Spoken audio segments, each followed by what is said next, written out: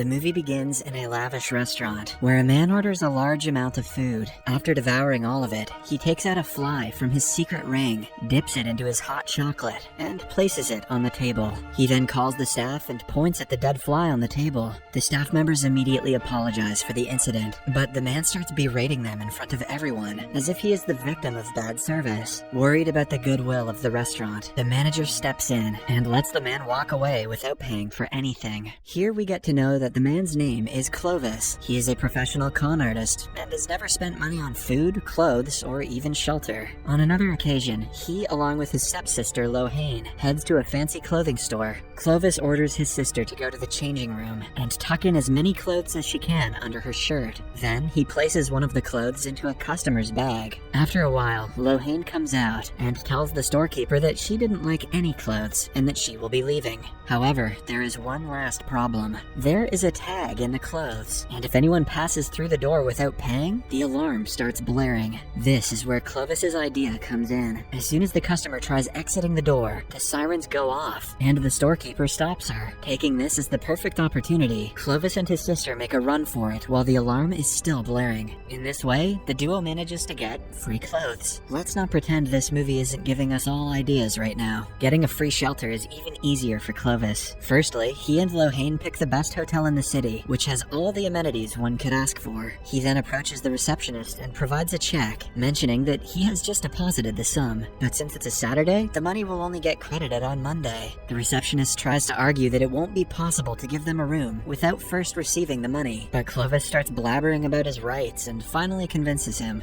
This way, although he's rich himself, he never needs to pay for anything. But it was not always this way. When he was a kid, Clovis lived in a small Brazilian city with his parents. He aspired to be a famous painter one day, but his dreams hit a roadblock when his parents got separated. He then started living with his father and rich mother-in-law, but after just 1 year, his father became bored and left. After this, Clovis lived with his rich mother-in-law and her new husband, but once again, just after 6 months, the rich mother-in-law became tired and filed for divorce. In this way, Clovis changed several families during his teenage years, and in one such family, he meets his stepsister, Lohain, with whom he gets along very well.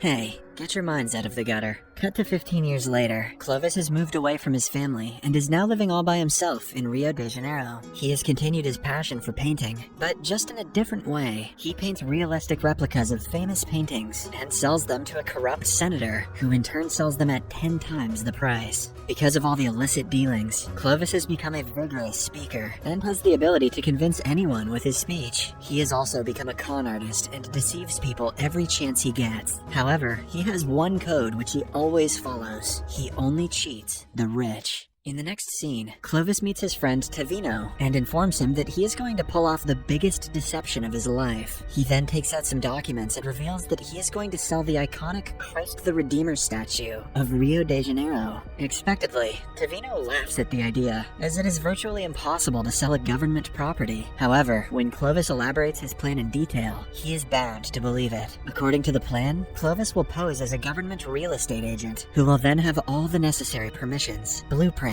and the valuations of the site. Furthermore, Clovis has even created a fake website with all the details for the deal. The first step is to contact a corrupt businessman who is looking to buy a piece of history for himself at a very low price. The final step is to convince him that the deal is real, and that's where Clovis's convincing skills come in. He will mention that the government is looking to offload the structure, as they want to build something more productive on the spot. Tavino is stunned to hear all this, but he lends his car to Clovis and wishes him all the best. The next day, Clovis contacts some businessmen and sets up the meeting at a very crowded beach. Surprisingly, the men buy into the story, and they agree to the deal. With this, Clovis is handed a large briefcase, which contains millions of Brazilian reals. Elated, he dances his way to Tavino's garage and gives him his share of the money. Even at home, Clovis cannot stop dancing, and he sleeps with all the money scattered across his bed. However, his excitement doesn't last long, as the next morning, the selling of Christ the Redeemer is all over the news. The police have even made a sketch of him, calling him a fraudster. Scared, Clovis immediately heads to Davino's garage, but instead of asking for help, he just steals a car. However, when he returns home to retrieve the money, he finds that the senator has tracked his location and informed the cops about it. Furthermore, all his money is gone. As Clovis calculates the severity of the situation, police sirens are heard in the background. Hence, he packs his remaining belongings and immediately makes a run for it. Just as he is about to escape, he runs into a woman who turns out to be none other than his estranged stepsister, Lorraine. Clovis starts complaining that it is the wrong time for her to show up, as he is having a very bad day. But Lorraine mentions that her day was even worse. Following this, the movie cuts back 2 days, where Lorraine is selling burgers in her trailer. Although the money isn't much, she works really hard, as she wants to provide the best burgers in town. Sadly,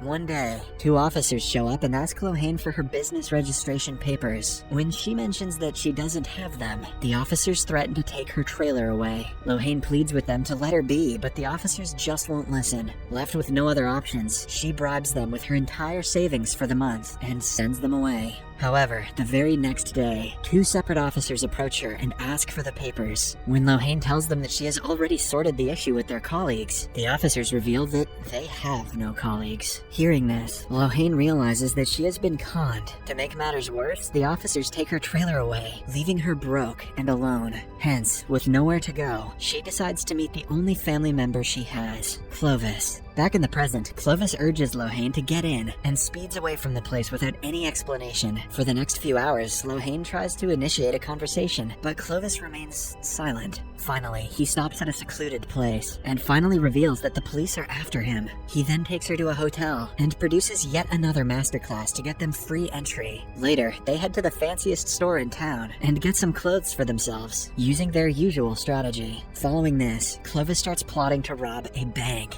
For this, he surveys the beach area with his binoculars and spots a travel company where a rich lady is talking to a salesgirl. Clovis knows that all the travel companies in the area only trade in checks, so he sends Lorraine to capture a photo of the rich lady's check so that he can forge it. At first, Lorraine refuses, claiming that it's too risky, but when Clovis promises to get her trailer back, she agrees. In the next scene, Lorraine enters the store and strikes an awkward conversation with the salesgirl. When the rich woman whips out her check, Lorraine pretends to take a selfie and captures the signature. She then makes up an excuse and heads outside. After a while, when the rich woman is left, Clovis enters the store, pretending to be the rich lady's assistant. He mentions that the last check has become obsolete due to some reason, so his mistress has sent him with another one. In reality, the new check is a forged one, which belongs to a fake bank account. Surprisingly, the salesgirl buys the deception and returns him the previous check without any question. After this, Clovis heads to the bank and retrieves the large sum, claiming that he is the account holder's son.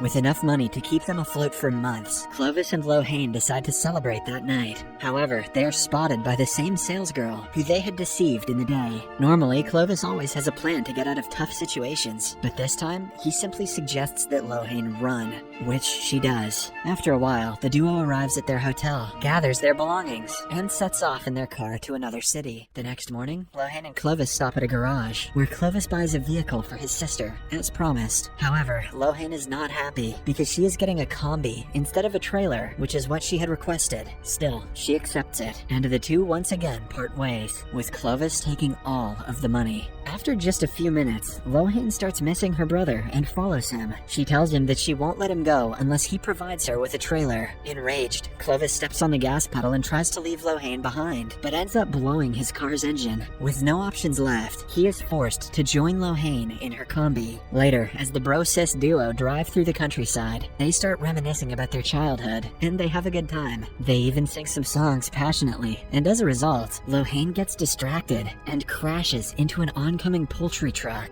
That's one game of chicken she shouldn't have played. The duo survives the crash with no injuries. However, they are forced to flee without their money, as the police arrive at the scene almost immediately. At night, the tension in the air gets too much, as the two start arguing, blaming one another for the situation. Just then, Lorraine turns on the radio, and a news broadcast reveals that the authorities are on the hunt for 2 con artists who have scammed several people across the city. Because of this, Lorraine and Clovis are forced to stay inside their vehicle, hungry angry. However, being the smart guy that he is, Clovis quickly comes up with a plan to escape the city. The next morning, they head to the local airport disguised as doctors and pretend that they are delivering a live heart to another city. Expectedly, the airport staff stops them, claiming that they need to have reservations first. But when Clovis mentions that the heart is required for a VIP transplant, he agrees. With this, the two board the flight and con their way to another city, Sao Paulo. After they arrive at the airport, Lohane goes to the bathroom to freshen up, leaving Clovis alone. Unfortunately, some officers recognize him and immediately arrest him. They then escort him away from the place, leaving Lohane behind. In the next scene, Clovis is brought to the police station and interrogated by the head commissioner, Ricardo. Ricardo tells Clovis that he will be behind bars for at least 20 years, but the latter still has an ace up his sleeve. He tells the commissioner that he knows a great deal about other criminals, and if given the chance, he will agree to a plea bargain. Hearing this, Ricardo remembers that he needs a promotion and accepts the deal. With this, Clovis starts revealing about the senator and his ugly money laundering business. He even suggests a plan to catch the senator red-handed. The next day, Ricardo brings Clovis to his temporary house, where he can stay for a week and execute the plan. However, he has to wear an ankle bracelet so that he can't run away again. After Ricardo leaves, Clovis calls Lohane and learns that she has thrived in Sao Paulo, using his con techniques. He doesn't tell her that he is under custody, and instead asks her to accompany him in one last heist. Lohane is skeptical, as she doesn't want to get into trouble, but Clovis eventually persuades her by promising to provide her with half of the heist money. In the evening, the two meet at Clovis's apartment and start discussing the plan. First of all, Clovis reveals his entire history about how he used counterfeit paintings and sell them to the senator. He then tells Lohane that she has to do exactly the same, become a broker. Clovis himself will forge a famous painting, and when it's ready, Lohane will have to contact the senator and sell it at a good price. Although Lohane is scared, she agrees, as she is in dire need of money. With this, the two start their preparations. Clovis begins painting a famous piece, while Lohane practices her communication skills. A few days later, the painting is finally ready, and Clovis even manages to contact the senator's assistant, Roberto, for the deal. Soon, the call arrives, and Lohane picks it up. Hesitantly, despite being nervous, she negotiates brilliantly and closes the deal at 50 grand. The next day, she meets up with Roberto at a cemetery and exchanges the painting for the money, while Clovis is guiding her through a walkie-talkie. After the successful mission, the two head to a bar at night and sing their hearts out. Now, Clovis has all the money he wants, but there is still one thing he lacks: freedom. Hence, in order to achieve it, he has to get the senator behind bars. In the next scene, an auction is taking place in the city, where a lot of rich people, including the senator and his assistant, are present. Among the crowd, Ricardo is also seated as an undercover, while Clovis is disguised as a waiter. Soon, the auction begins, and Clovis's painting is put up for sale. Surprisingly, the senator's assistant, Roberto, bids the highest and buys the painting for himself. Here we get to know that the senator is using the paintings to convert his illegal cash into white money, as auctions don't require sources of funds. Right then, Clovis steps forward with another replica of the painting and reveals to everyone that both copies are fake. He also mentions that the senator is a fraud who cheats people for his own good. Taking this as the perfect opportunity, Ricardo also rises from his seat and tries to interrogate the senator. However, the old man uses his power and influence to simply brush off Ricardo. Because of this, the plan fails, and Ricardo is left with no choice but to take Clovis in. The movie then fast forwards 18 months, where Clovis is released from the prison. He narrates that Brazil's law is so weak that he was let out after just 18 months, despite his original sentence being 20 years. Outside, he is greeted by Lohane, and the two have an emotional reunion. In the last scene of the movie, the brother-sister duo has finally left their criminal lives behind, and they have used the money to start a food stall. A lot of customers are present, which implies that their business is booming. The movie ends as the two promise to be together for the rest of their lives. Sus. Subscribe for more videos like this, turn on notifications, and leave a like to help the channel out. Thank you for watching.